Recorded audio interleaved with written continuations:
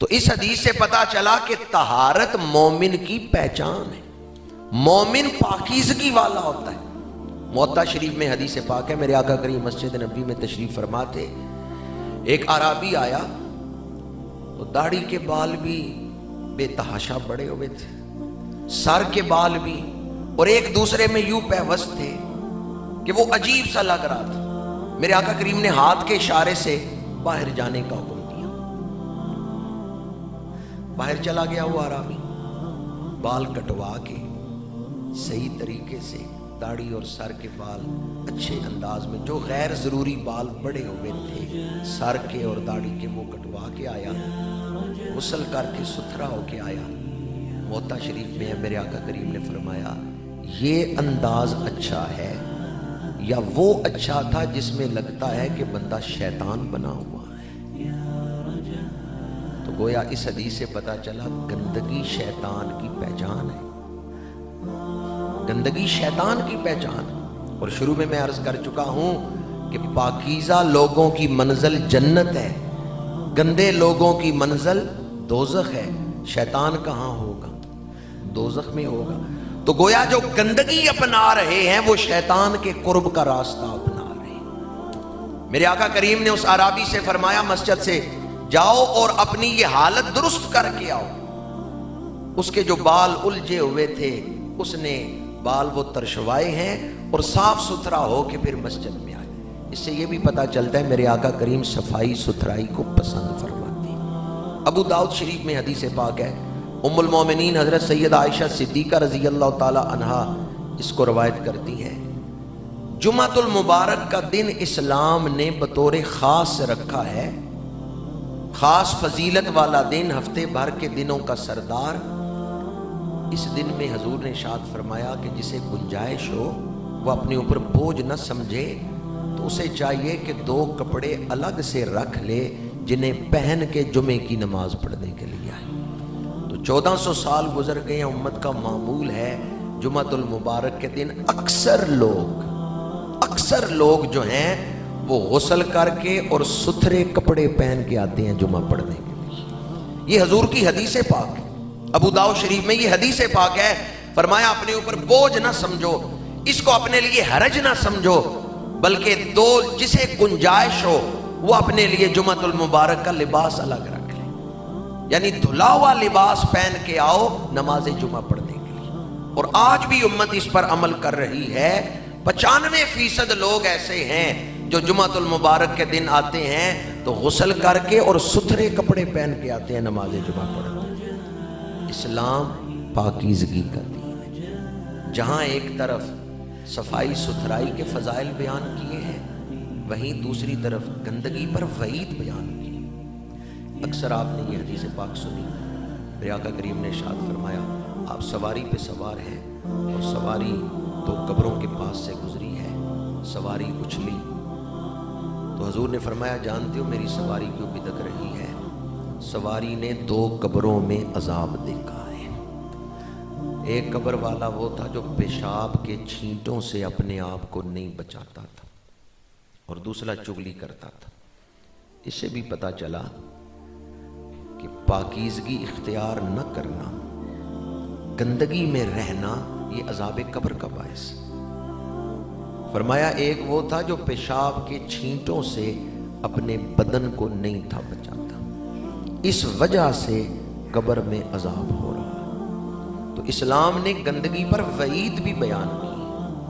اگر کوئی پیشاب کے چھینٹوں سے اپنے بدن کو نہیں محفوظ رکھتا، طہارت کا اہتمام نہیں کرتا تو یہ چیز عذاب قبر کا باعث۔ اور دوسرا گناہ کون سا تھا جس کی وجہ سے قبر میں عذاب ہو رہا تھا؟ یہ کس کا گناہ ہے؟ زبان کا۔ اسلام یہ چاہتا ہے زبان بھی پاکیزہ، جھوٹ کو حرام قرار دیا، غیبت کو حرام قرار دیا، چغلی کو حرام قرار دیا، سچ بولنے کا حکم دیا، سچ کے فضائل بیان کیے۔ اسلام یہ چاہتا ہے نہ صرف یہ کہ ظاہر پاک ہو بلکہ انسان کا باطن بھی پاک، ظاہر اور باطن دونوں کی پاکیزگی۔ اسلام اس کو جزوی طور پر پاکیزگی کو نہیں اختیار کرتا کہ کہ ایک پہلو میں پاکیزگی ہو اور دوسرے پہلو میں گندگی ہو. اسلام نے تو وہ تعلیمات دی ہیں کہ انسانی شخصیت کا ہر پہلو ہی ستھرا. باطن کی پاکیزگی کو زیادہ اہمیت دی. یاد رکھیں صرف پیشاب ہی پلید نہیں ہوتا، صرف پاخانہ ہی پلید نہیں ہوتا، بعض خیال بھی پلید ہوتے ہیں، بعض دلوں میں ارادے بھی پلید ہوتے ہیں. جس طرح لباس اور بدن کی پاکیزگی کا حکم اسلام نے دیا ہے، اسی طرح خیالوں کو پاک رکھنے کا بھی حکم دیا ہے، دل میں ارادوں کو پاک رکھنے کا بھی حکم دیا ہے.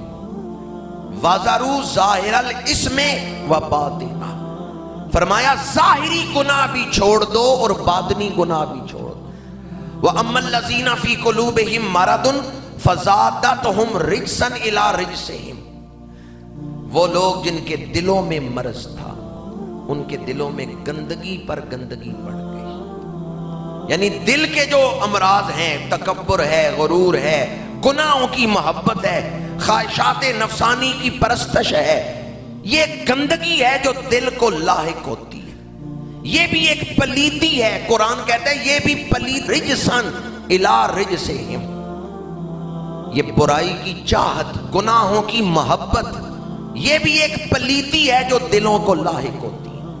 آپ جب برتن دھوتے ہیں، مثلاً وہ پلیٹ جس میں آپ نے کھانا کھایا، تو پلیٹ کو باہر سے ہی دھوتے ہیں یا اندر سے بھی دھوتے ہیں؟ پیالہ جس میں آپ نے کھانا کھایا یا چائے پی ہے، باہر سے پیالہ دھوتے ہیں یا اندر سے بھی دھوتے ہیں؟ اگر کوئی باہر سے دھوئے اور اندر سے نہ دھوئے تو برتن صاف ہو جائے گا؟ اندر سے دھونا ضروری ہے کہ پہلے اندر سے دھوو پھر باہر سے دھو.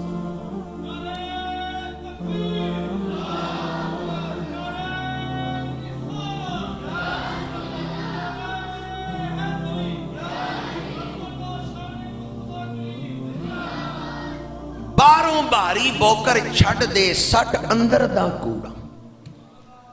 کتا کنویں میں ہے، کتا مر گیا ہے، کتنا پانی نکالیں تو کنواں پاک ہوگا؟ پانی سارا نکال لیں، کتا نہ نکالیں تو کنواں پاک ہو جائے گا؟ پہلے کسے نکالنا ہے؟ پہلے کتے کو نکالنا ہے.